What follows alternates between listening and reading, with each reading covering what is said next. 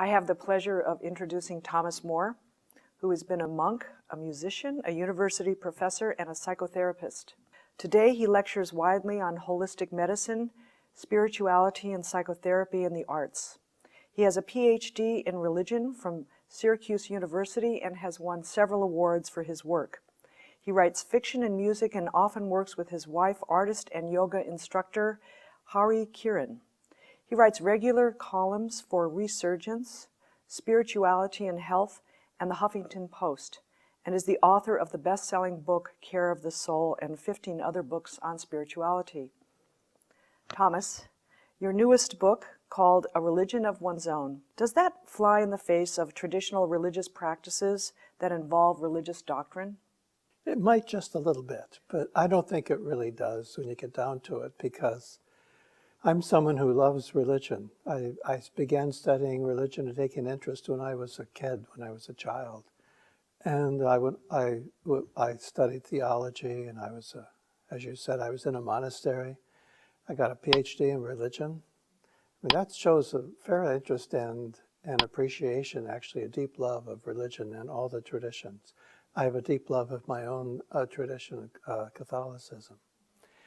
But there are some differences, and in my thinking today, I've changed over the years.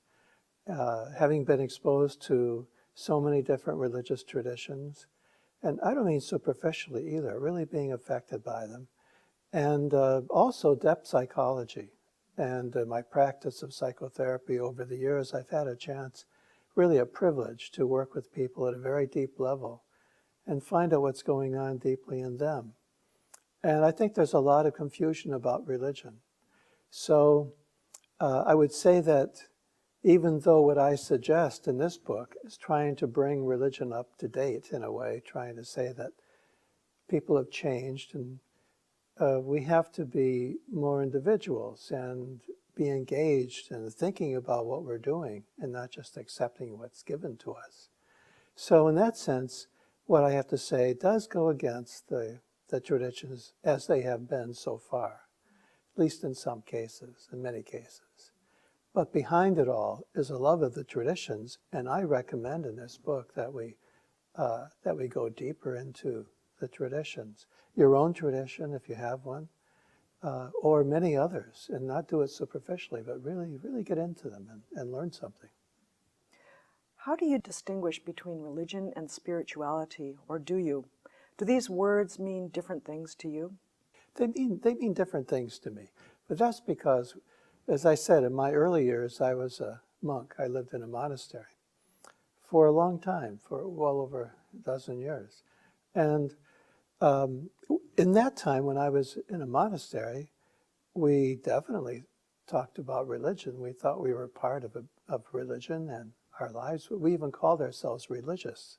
Like, it's hard to say that today, but like we were not the adjective religious, we were religious, meaning we were religious people. And even so, we also talked about the spiritual life as something different. It wasn't like something else elsewhere, but it was part of religion. So although our whole lives were involved with religion, there were things that we did that focused on the spiritual life. And primarily that would be something like learning how to meditate, or learning how to pray in a very deep way, or studying theology, and studying the spiritual matters could be part of our spiritual life as well. So we had a distinction between religion and spirituality, but spirituality was part of religion. So I have a hard time when people say, and they often tell me this, they say, if you're going to talk about religion, I'm not going to be here. But if you talk about spirituality, I'll be happy. I don't know how to make that distinction. To me, they're related to each other, and one's part of the other, and I think they're both necessary. In your book, you refer to the fact that religion has a soul. Could you explain what you mean by that? It's not easy. It took me several years to figure out the difference between soul and spirit, so it's hard to put it in a few words. But generally speaking, this is speaking in broad terms. The soul has to do with their deep feelings, emotions, deep thoughts, deep relationships, deep attachments.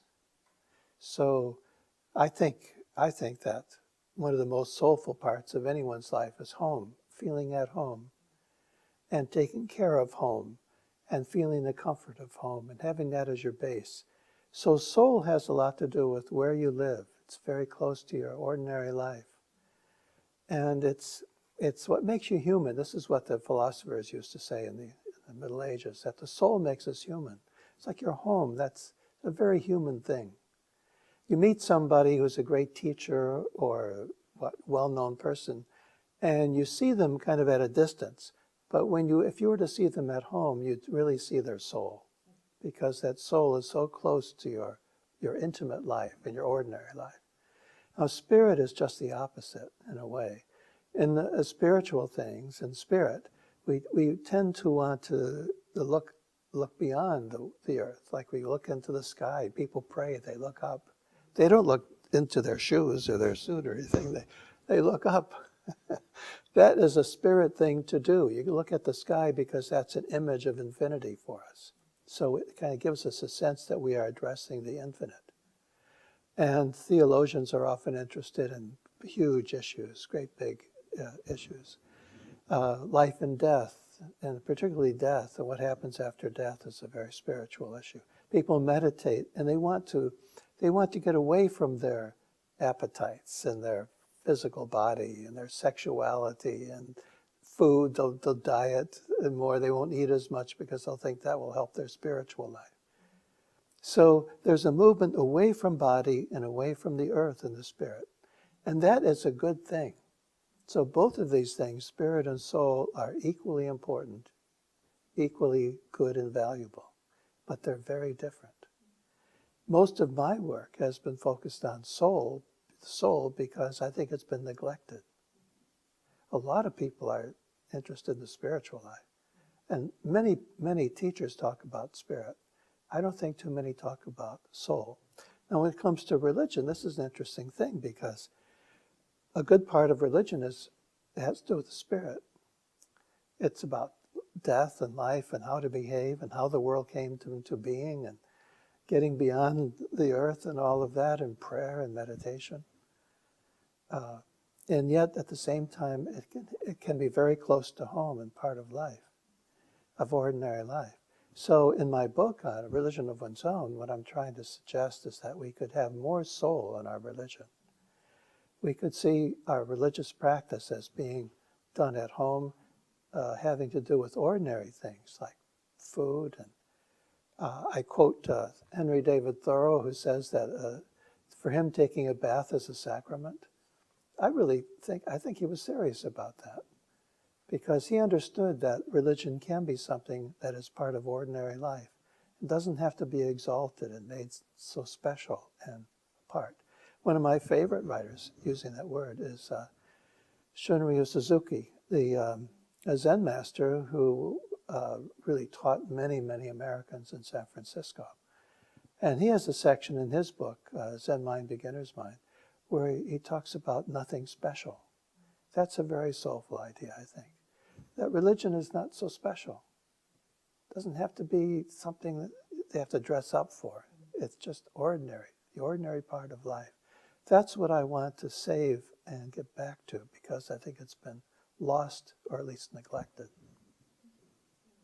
You mentioned people having a kind of grief at what we're losing with respect to climate change, a kind of feeling of despair and hopelessness.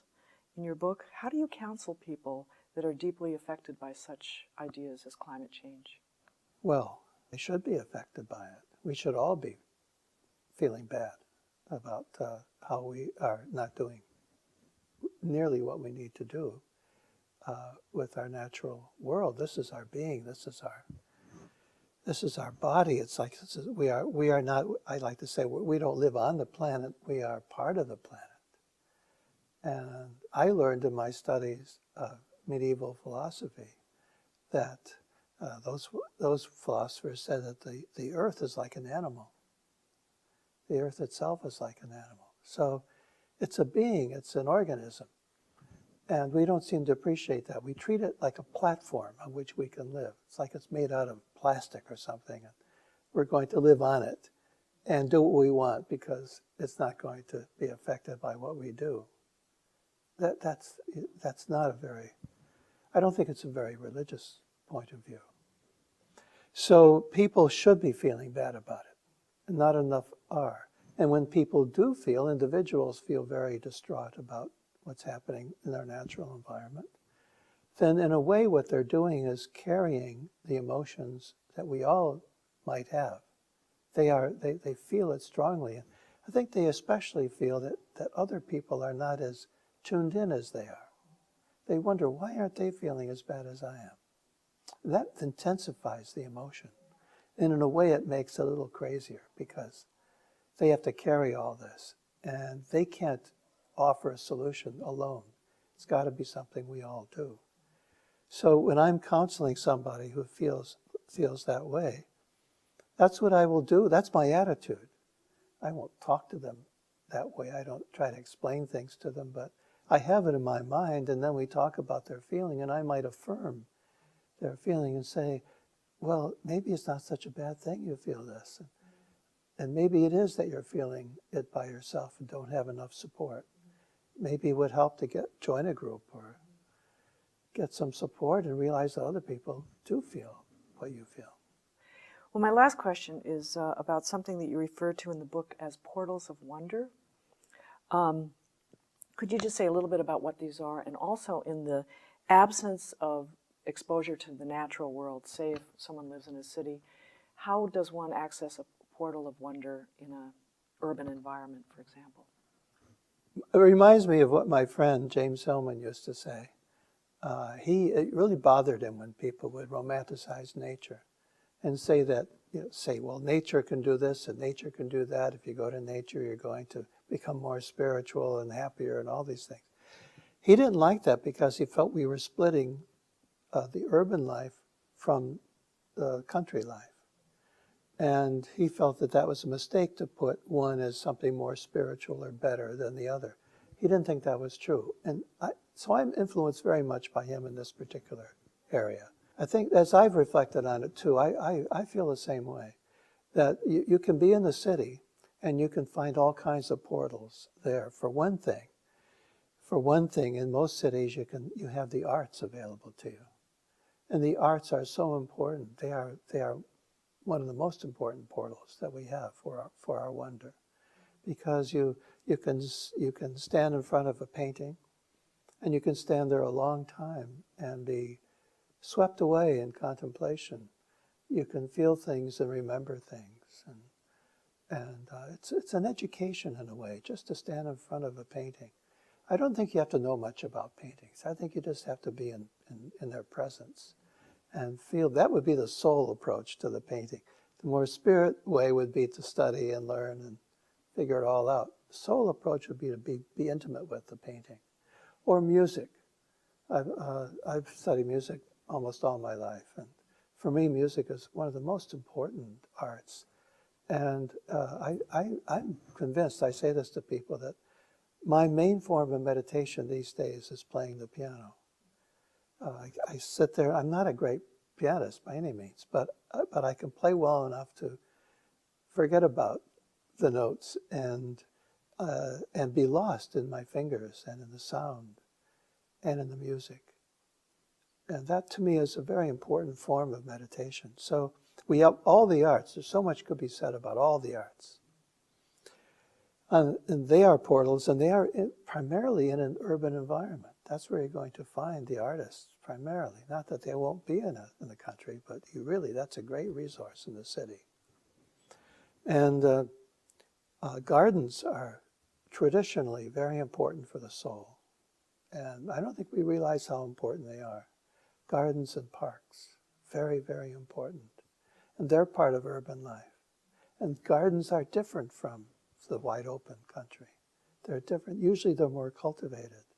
And they actually have more symbol, and they direct your fantasy more specifically. So you go into a garden and it's more contained, and it may help you with various moods. You may have a place in a garden that helps you with your depression, and another part of the garden that makes you feel good and happy, and another part that helps you remember things.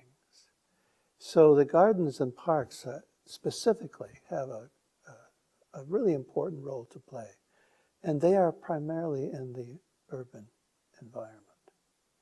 Nature itself, of course, is incredibly powerful. So people do leave the city to come to the countryside, to see the open spaces and to see the hills and mountains, to see lakes and rivers and ocean. I mean, each one of those things has a specific role to play. I'd say it is, talk about portals to wonder.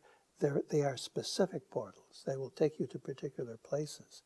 And this is something I learned from my studies in European Renaissance psychology and art, is that I think we've forgotten that we need to go to particular places in our fantasy life and in our emotional life, particular places. Like it's important to go to the ocean as opposed to the river. I think we feel that intuitively. But it's important to have that experience, that we feel the need, and so we try to satisfy it by going to that particular place. That is very important. I think it would help us if we could teach children to follow through on those intuitions and learn that there's a way to meditate and pray and be contemplative for soul and spirit by taking the arts seriously and by seeing nature as something that's there for your soul and not just for natural materials. Thank you so much.